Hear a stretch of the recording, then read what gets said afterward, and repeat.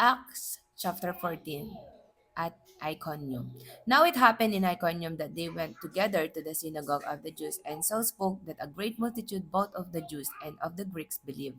But the unbelieving Jews stirred up the Gentiles and poisoned their minds against the brethren. Therefore, they stayed there a long time, speaking boldly in the Lord, who was bearing witness to the word of his grace, granting signs and wonders to be done by their hands.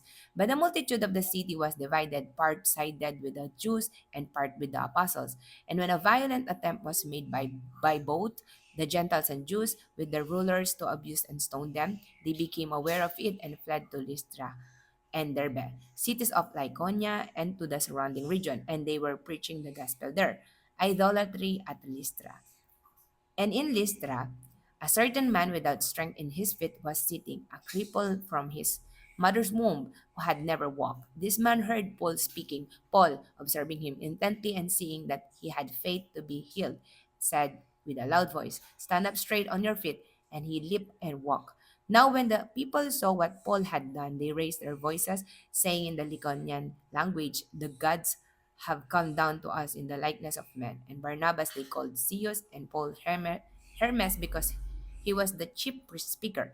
Then the priest of Zeus was temple was in front of their city, brought oxen and garlands to the gates, intending to sacrifice with the multitudes. But when the apostle Barnabas and Paul heard this, they tore their clothes and ran in among the multitude, crying out and saying, "Men, why are you doing these things? We also are men with the same nature as you, and preach to you that you should turn from these useless things to the living God, who made the heaven and earth, the sea, and all things that are in them, who in bygone and generation allowed all nations to walk in their own ways. Nevertheless, he did not leave himself without witness. In that he did good, gave us rain from heaven and fruitful season, filling our hearts with food and gladness." And with this sayings, they could scarcely restrain the multitudes from sacrificing to them. Stoning escaped to Derbe. Then Jews from Antioch and Iconium came there, and having persuaded the multitudes, they stoned Paul and dragged him out of the city, supposing him to be dead.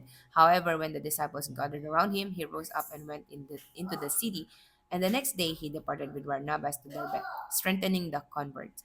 And when they had preached the gospel to that city and made many disciples, they returned to Lystra, Iconium, and Antioch, strengthening the souls of the disciples, exhorting them to continue in the faith, and saying, "We must through many tribulation enter the kingdom of God." So when they had appointed elders in every church and prayed with fasting, they commended them to the Lord in whom they had believed.